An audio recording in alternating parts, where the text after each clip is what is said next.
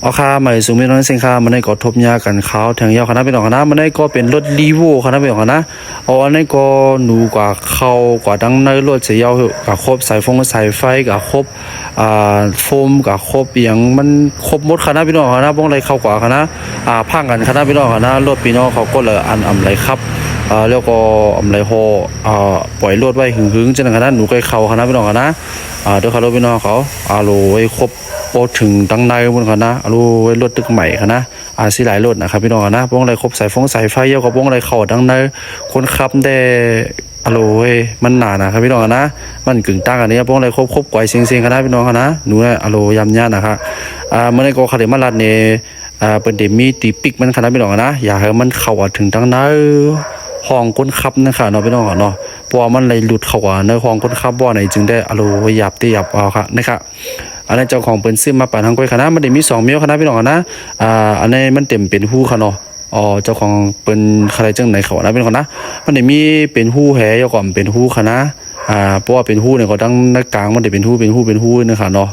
เฮ็ดให้หนูเอาเข้าอะไรคะนะมันได้มาเหมือนไหนครับมีนัดมีนอดให้เขาปันเหมือนคะนะนั่นแต่เลยเอาตั้งนาในออกเซ็งๆนะพี่น้องนะเริ่มใครมาย่าในพี่น้องเขาในก็เขาย่าว่าอีทออดนะคะเนาะเขากลมในไทยในพี่น้องเขาเพราะว่าเขาย่าว่าไหนจึงมันได้มีกิบจังไหนครับพี่น้องนะกิบจังไหนย้อนเขาได้เลยมีเครื่องไม้เครื่องมือที่อันงัดกิบเขาคณะพี่น้องนะมึงเขาบนห้องอีกอย่างมึงคณะในคณะเหมือนไข่คงเปียบยาให้มีแง่ไหมคณะ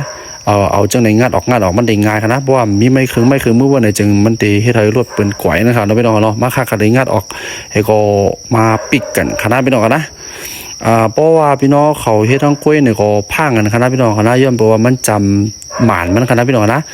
เพราะว่าเฮ็ดรีเพราะในจึงกับตื้นยามหมานมันแตกง่ายนะคณะรถหมานก้าในคณะพี่น้องนะเพราะว่าเขากะตุ้มยาอ่อนเนี่ยก็ทำสั่งถูกกับตุ้มยาเพราะในจึงมันเฮ็ดให้มันแตกกันอยู่คณะพี่น้องนะเอาพังกันคณะเพราะว่าพี่น้องเขาหมอเฮ็ดก็อย่าไปเฮ็ดตั้งกล้วยคณะเพราะว่าใครปิกในก็กับจูล้านจูเสียงไอ้ก็ให้เป็นปิกปันก่อนเลยคณะเพื่อนนะนะครับตีเลยเอาไอ้ตัวในออกคณะเพราะเอาตัวในออกในห้องก็หันว่ามันได้หันมันเจิงว่าตั้งในค่ะเนาะพี่น้องเนาะมันได้มีหูไอ้ก็มันได้มีหูให้มันเจิงว่าให้ร่วมเขานะคะเนาะคำโปคลิปตั้งหลังมาคาเดน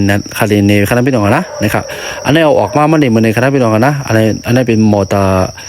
ร์ไอไวป่างคณะพี่น้องนะครับอันนี้เป็นฮองใช่ไหมคณะนะครับเป็นฮู้กันในคณะเนี่ยพวกหนูเลยเข่าทั้งพวกได้ควายคีลิงครับพี่น้องนะย้อนนั้นแต่เลยไม่ปิกกันคณะเดี๋ยวปิกกันเอา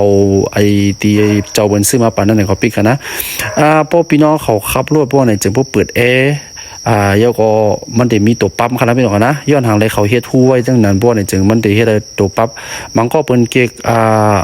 รวมตั้งนอกเข้ามาอันนั้นก็รวมตั้งในคณะพี่น้องคณะนะครับเพราะพี่น้องเขามันได้มีเหมือนในคณะแต่เอารวมตั้งนอกเข้ามาในอันนั้นก็แต่เอารวมตั้งในมันจังว่าห้องคนขับเอาไอ้ก็ปั่นขึ้นในคณะมันได้เหมือนมีเหมือนในคณะนะครับ